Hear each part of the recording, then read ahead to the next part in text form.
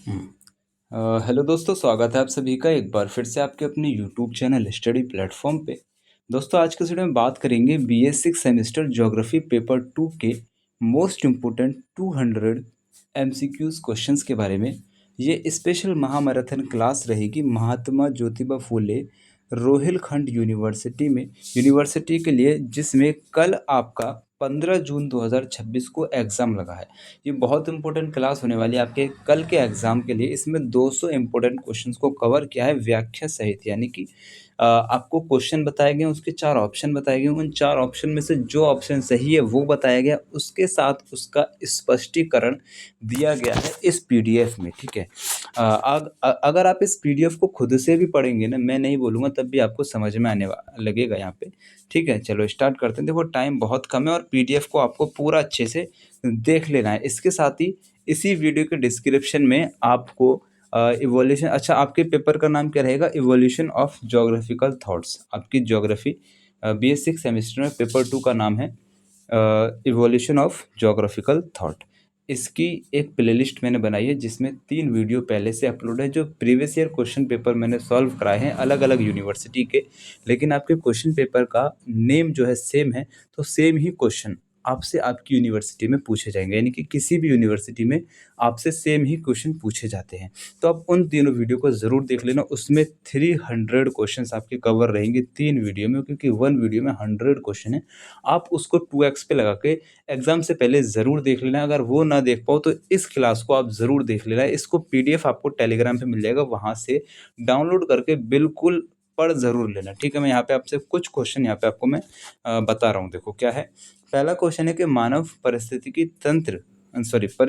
की संकल्पना की नींव किसने रखी थी?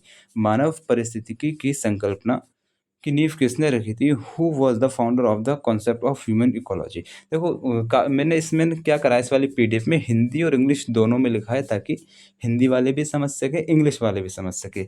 ऑप्शन को बेसिकली मैंने हिंदी में ही रखा है, ठीक है। तो करेक्ट आंसर आप लगा देंगे एच बैरेज, ठीक है। सी आपका करेक्ट आंसर है। नीचे मैंने आपका इसका उत्तर भी बताया है कि देखो सी आपका करेक्ट आंसर है, और साथ ही यहाँ पे आपका विवरण भी दिया है कि भूगोल में मानव परिस्थितिकी के रूप में भूगोल को परिभाषित करने का मुख्य श्रेय एच बोरज को जाता है। उन्होंने 1923 में अमेरिकन एसोसिएशन ऑफ जियोग्राफर्स के अपने अध्यक्षीय भाषण में इस अवधारणा को मजबूती से प्रस्तुत किया था। इस तरीके से विवरण आपका यहाँ पे साथ में चलता रहेगा, हर एक क्वेश्चन में दिया गया है। क्वेश्चन नंबर 2 आपसे कह रहा है कि अराजकतावादी विचार की नींव के लिए किसे जाना जाता है? तो अराजकतावादी विचार की नींव के लिए आपका यहाँ पे हो जाएंगे पीटर क्रोपोटकिन को जो है यहाँ पे जाना जाता है। तो ये यहाँ पे करेक्ट आंसर है क्वेश्चन नंबर 2 का। इसका यहाँ पे विवरण देख लेंगे कि प्रिंस पीटर क्रोपोटकिन एक प्रसिद्ध रूसी भूगोलवेत्ता और विचारक थे, जिन्हें भूगोल में अराजकतावादी और क्रांतिकारी विचारधारा की नींव रखने के लिए जाना जाता है। क्वेश्चन नंबर 3 आपसे क्या कह रहा है? थ्योरेटिकल ज्योग्राफी पुस्तक के लेखक कौन है? थ्योरेटिकल ज्योग्राफी पुस्तक के लेखक कौन है? बहुत इंपॉर्टेंट क्वेश्चन है। विलियम बंगी, ये यहाँ पे करेक्ट आंसर हो जाएगा, ठीक है। अच्छा देखो, यहाँ पे इसका विवरण भी दिया है। थ्योरेटिकल ज्योग्राफी 1962 भूगोल जगती एक अत्यंत प्रसिद्ध पुस्तक है, जिसके लेखक विलियम बंगी हैं। ये पुस्तक भूगोल में मात्रात्मक क्रांति और सैद्धांतिक दृष्टिकोण को बढ़ावा देती है, ठीक है। विवरण को आप थोड़ा बस एक नज़र में रखेंगे, बाकी ऑप्शंस पे यहाँ पे ज़रूर ध्यान देंगे। क्वेश्चन नंबर 4 आपसे कह रहा है कि प्रकृति में ट्रैफिक नियंत्रक के रूप में कौन कार्य करता है? तो आपका यहाँ पे करेक्ट आंसर हो जाएगा मनुष्य कार्य करता है, ठीक है। ट्रैफिक नियंत्रक के रूप में कौन कार्य करता है? मनुष्य कार्य करता है। यहाँ पे इसका विवरण एक बार देख लेंगे। ग्रिफिथ टेलर के लव नीतिवाद या रोको और जाओ नीतिवाद सिद्धांत के अनुसार मनुष्य प्रकृति में एक ट्रैफिक पुलिस या नियंत्रक की भांति है, जो प्रकृति की विकास की गति को धीमा या तेज कर सकता है, लेकिन उसकी मूल दिशा को नहीं बदल सकता है। ये किसने कहा है? Griffith Taylor. क्वेश्चन नंबर 5 आपसे क्या कह रहा है कि हमारे विचार हमारे कार्य को निर्धारित करते हैं, और हमें कार्य विश्व की प्रकृति का निर्धारण करते हैं। हमारे कार्य विश्व की प्रकृति का निर्धारण करते हैं। विचारधारा किससे संबंधित है? ये विचारधारा पर्यावरण नीतिवाद से संबंधित हो जाएगी। ये यहाँ पे करेक्ट आंसर है। इसका विवरण यहाँ पे दिया गया है कि ये कथन पर्यावरणवाद के चरम प्रभाव को दर्शाता है, जिसके अंतर्गत माना जाता है कि मानव के विचार, संस्कृति और कार्य पूरी तरह से प्रकृति पर्यावरण द्वारा ही संचालित और निर्धारित होती है। ठीक है। अच्छा देखो, क्वेश्चन नंबर 6 आ चुका है और 200 क्वेश्चन इस पीडीएफ में आपके दिए गए हैं। तो अभी क्या है, आप ये वाला जो पूरा पीडीएफ है ना, इसी वीडियो के डिस्क्रिप्शन में आपको इसका पूरा लिंक मैं मतलब पीडीएफ का लिंक दे रहा हूँ। इसको आप टेलीग्राम से डाउनलोड करो और अभी पढ़ लो। ठीक है, मैं वीडियो बहुत लंबा नहीं लेके जाऊँगा, इसे लेके जाऊँगा 1 घंटे का क्लास आपका यहाँ पे हो जाएगा। आप खुद से जो पढ़ लेंगे, मेरे पढ़ के बताने से ज़्यादा बेहतर वो आपका वो रहेगा। तो पीडीएफ से आप पढ़ लेना, बस यहाँ पे ये लास्ट सुनो, मैं आपको ट्रिक बता दे रहा हूँ। आपके 4 तरीके के क्वेश्चन्स आते हैं ट्रिक से जो होने वाले होते हैं। ध्यान से समझना। जैसे इस ये सारे क्वेश्चन्स आप खुद से पढ़ लेंगे, ठीक है? खुद से पढ़ना है, इसे मैं सारा हटा दे रहा हूँ, ये लास्ट में आपका क्वेश्चन नंबर 200 ये है, ठीक है?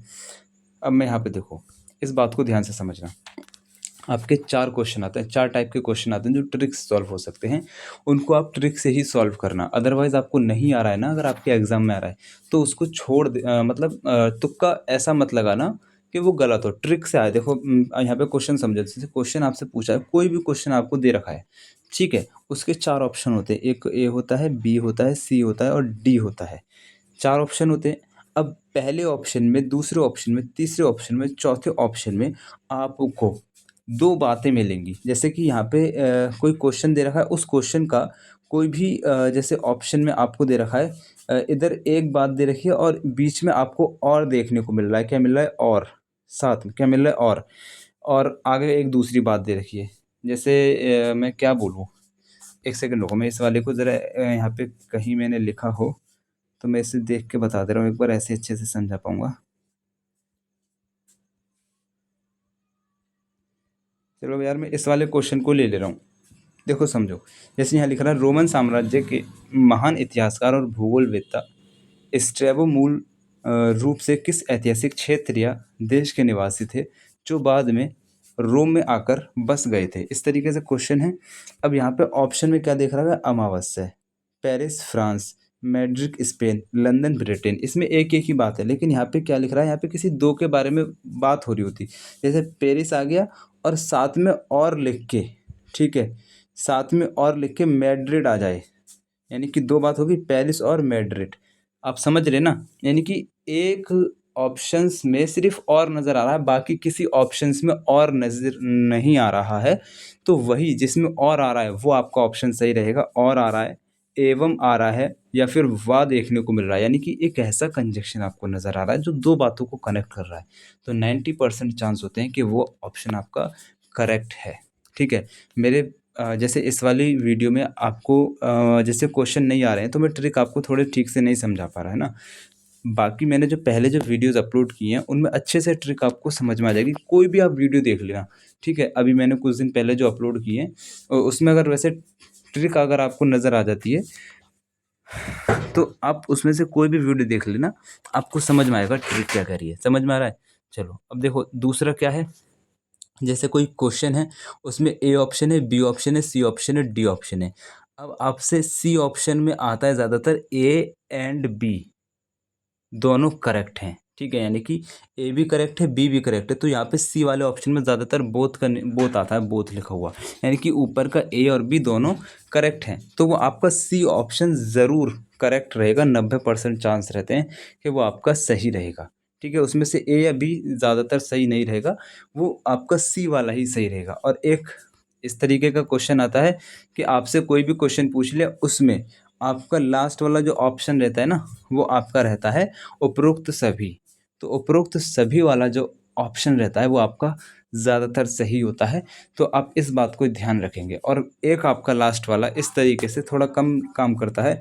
जैसे देखो, हाँ, ये बिल्कुल बेहतरीन, ये वाला ही क्वेश्चन है एक तरीके से। जैसे ये क्वेश्चन है, इसमें जैसे अमावस्या और ये पॉन्टस लिखा है, ठीक है? और इसमें आगे ब्रैकेट में क्या लिखा है? वर्तमान तुर्की प्राचीन यूनानी संस्कृति क्षेत्र। थोड़ा ऑप्शन को अलग से डार्क कर दिया है ना, तो इस तरीके से ही ऑप्शन अगर आपको देखने को मिले तो आपका ए ही करेक्ट है। बाकी में देखो, इस तरीके से कोई भी बात नहीं लिखी गई है, ठीक है? अगर आपको देखो ट्रिक समझ में नहीं आई है, तो आप मुझे कमेंट्स में बताओ, मैं वहीं पे आपको एक्सप्लेन कर दूँगा क्वेश्चन दिखा के, ठीक है? कमेंट्स में कर दूँगा, वरना व्हाट्सएप पे मैसेज कर देना, लेकिन एग्ज़ाम में जाने से पहले ज़रूर कर देना।